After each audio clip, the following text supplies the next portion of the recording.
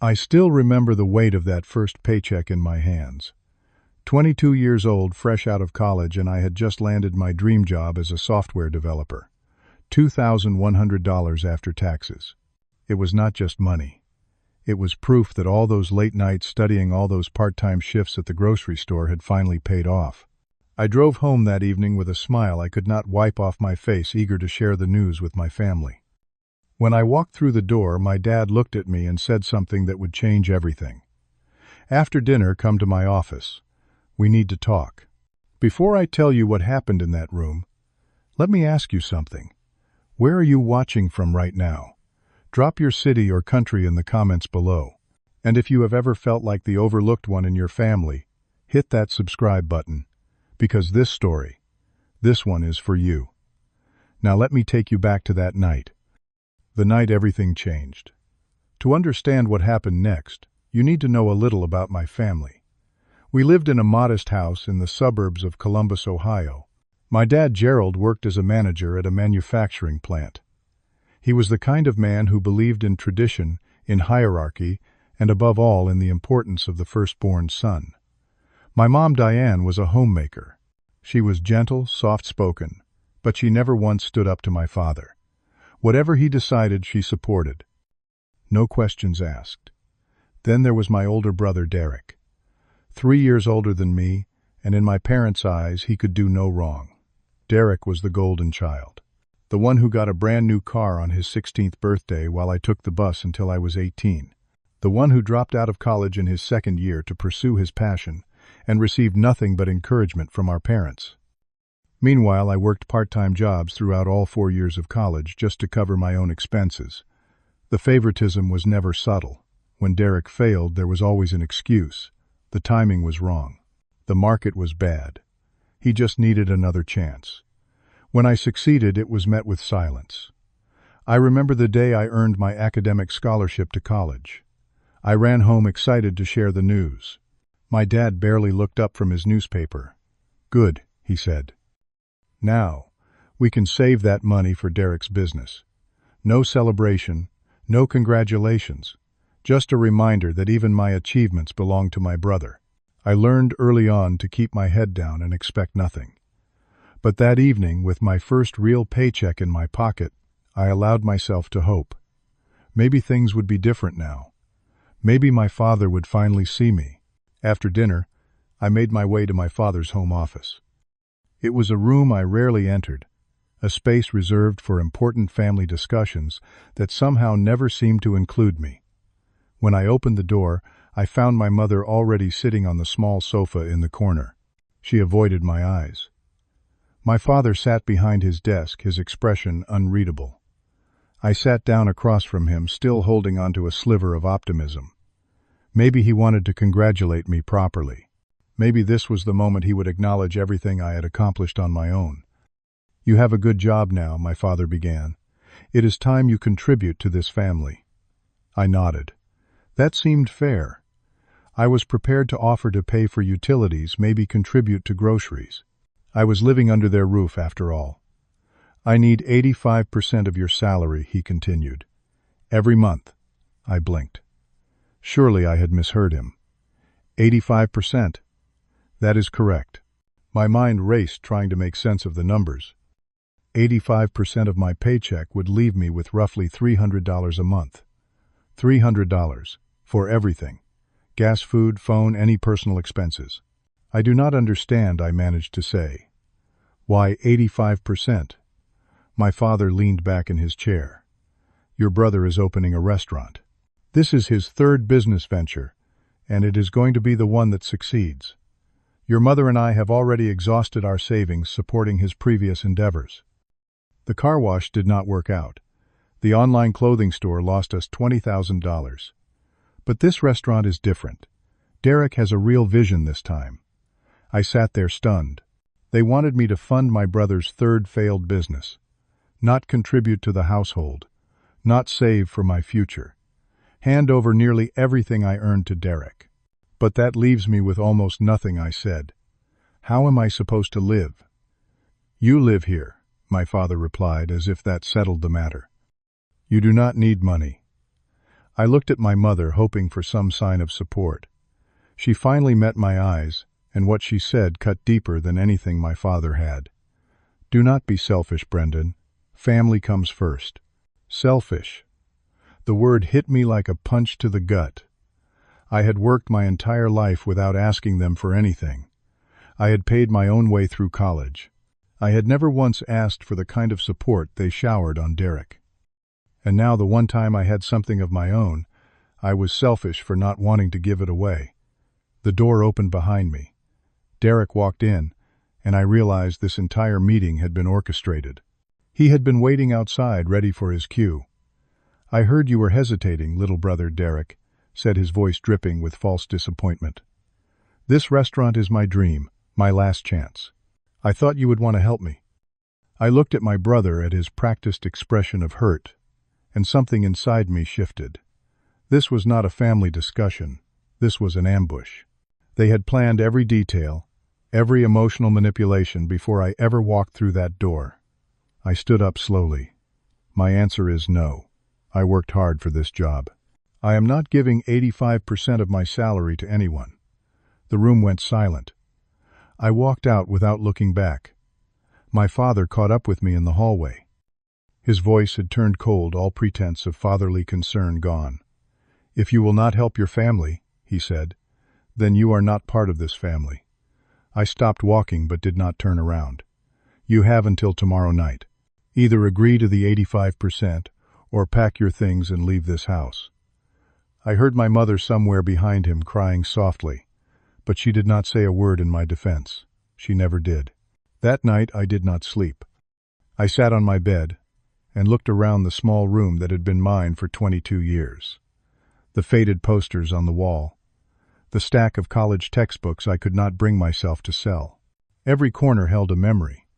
But as I sat there in the darkness, I realized something painful. This room had never truly felt like home. I had always been a guest in my own family, tolerated but never truly welcomed. I thought about all the times I had been overlooked. My 16th birthday, which my parents forgot because they were too busy planning Derek's store opening. My high school graduation, where they arrived late because they had been showing Derek potential apartment listings. Every holiday dinner, where the conversation revolved around Derek's plans, Derek's needs, Derek's future. If I agreed to their demands, nothing would change. I would spend the rest of my life funding my brother's failures, watching my own dreams slip away while he squandered opportunity after opportunity. They would never respect me. They would only use me. By morning, I had made my decision. I packed everything I owned into one suitcase and a backpack. It did not take long. I had never been given much to begin with. When I came downstairs, my mother stood in the kitchen. She watched me carry my bags to the door but made no move to stop me. No hug, no tears for me, just silence.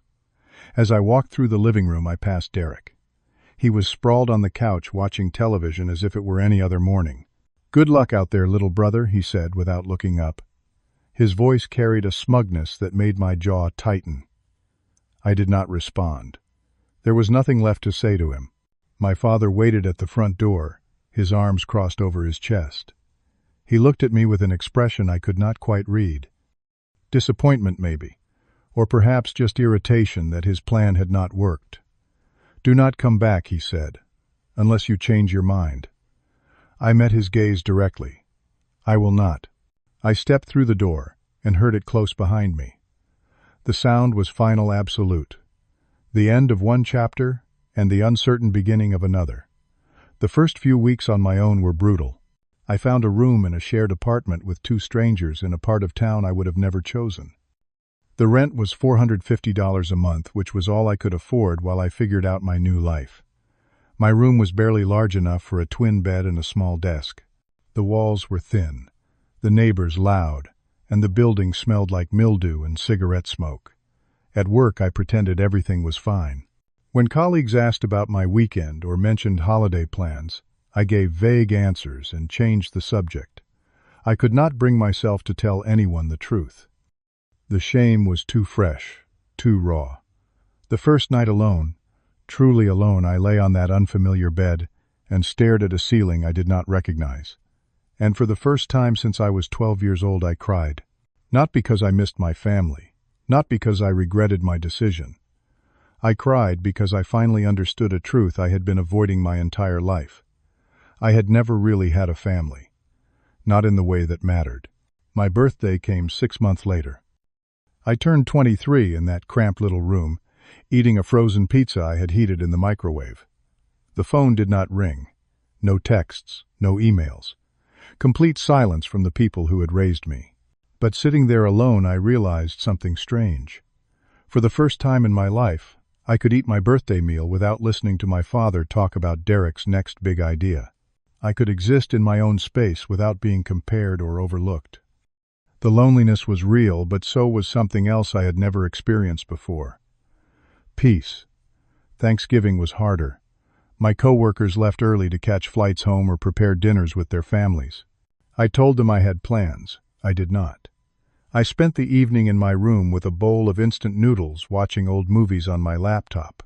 But even then, even in that moment of profound solitude, a thought crept in. This was the first Thanksgiving where I did not have to sit through a 3-hour dinner hearing about how proud my parents were of Derek. This was the first holiday where no one made me feel invisible. It was a small comfort, but I held on to it. Because in that darkness, it was all I had. I threw myself into my work with everything I had. I arrived at the office early. I stayed late.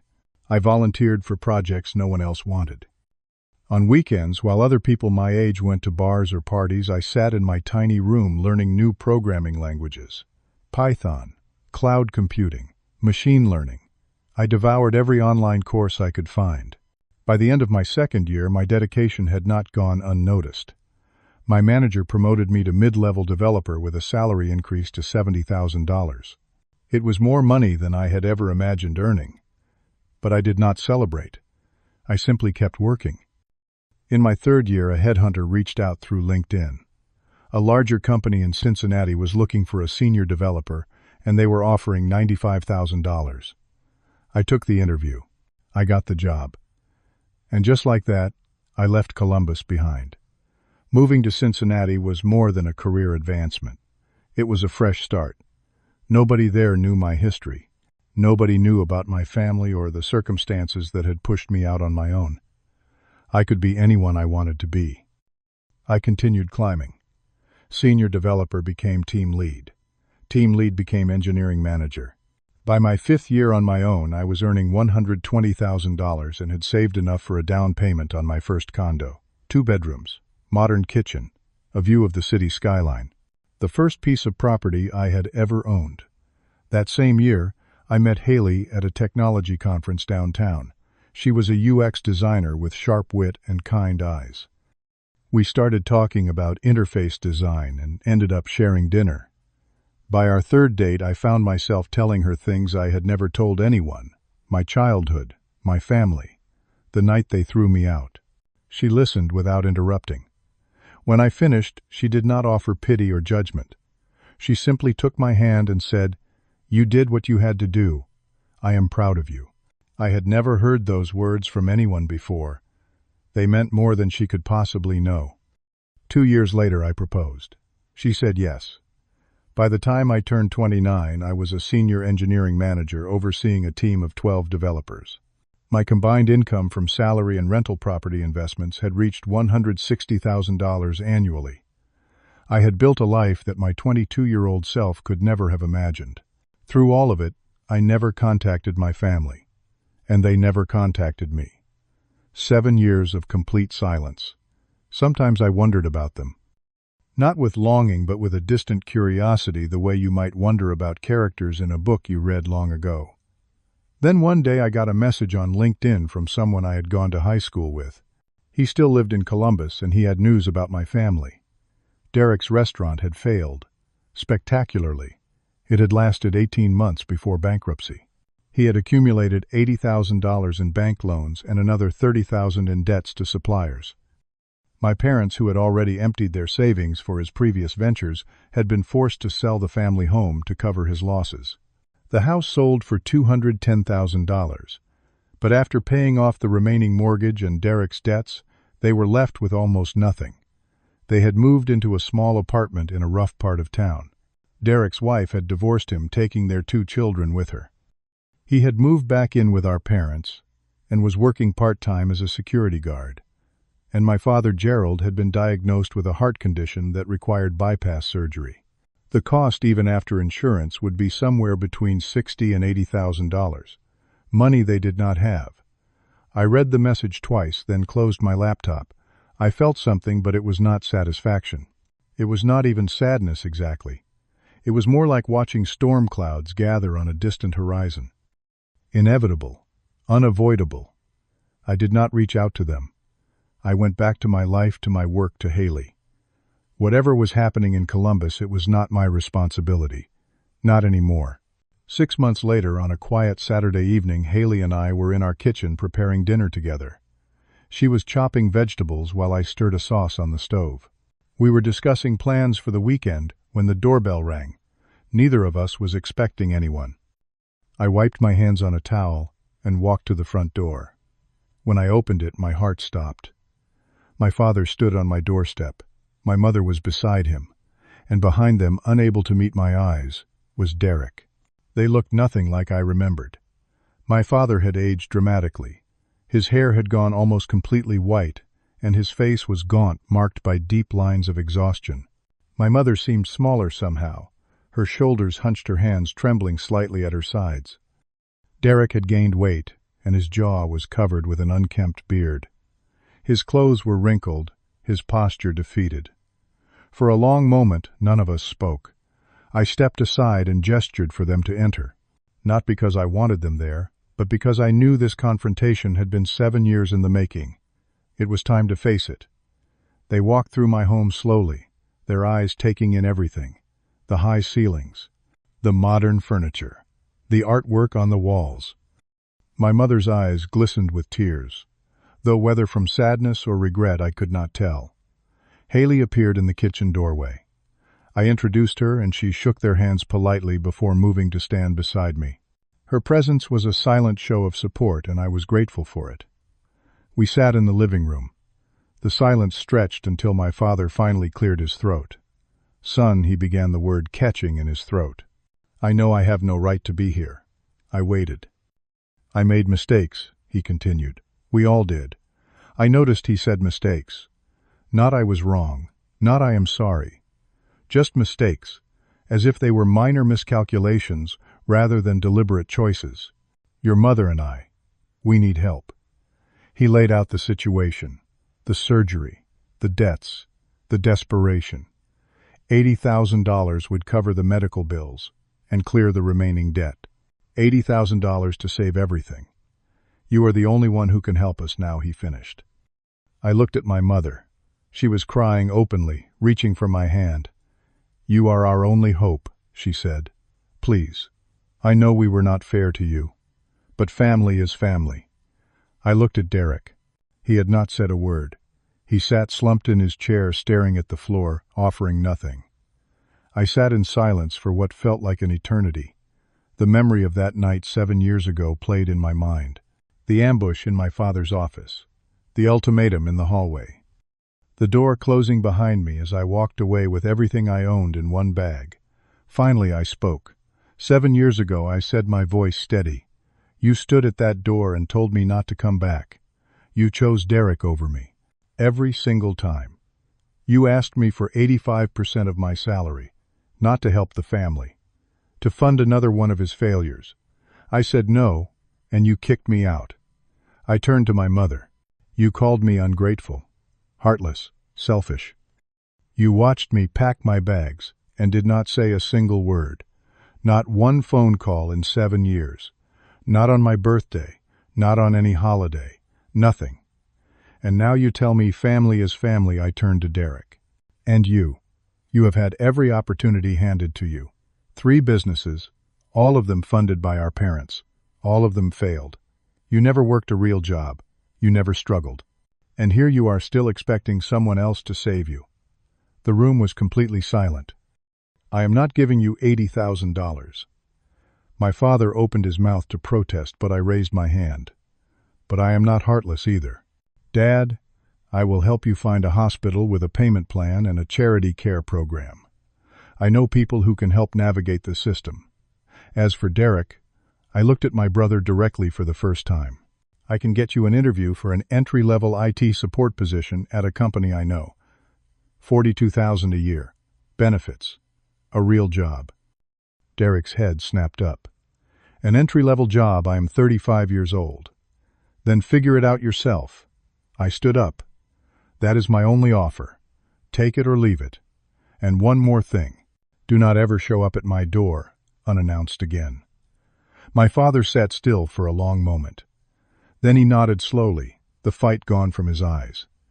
My mother continued to cry, but she did not argue. Derek stood abruptly and walked out without a word. They left shortly after. There was no goodbye. No reconciliation. Just the quiet click of the door closing behind them. That night after they left, Haley held me without saying anything. I did not cry. I did not rage. I just sat in the silence of my own home, feeling something I had not expected. Relief. For years I had carried the weight of that unfinished story. The questions of what I would say if I ever saw them again. The anger I had never fully processed. Now it was done. I had said what I needed to say.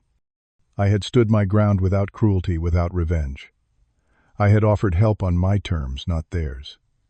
In the weeks that followed, I decided to see a therapist for the first time in my life.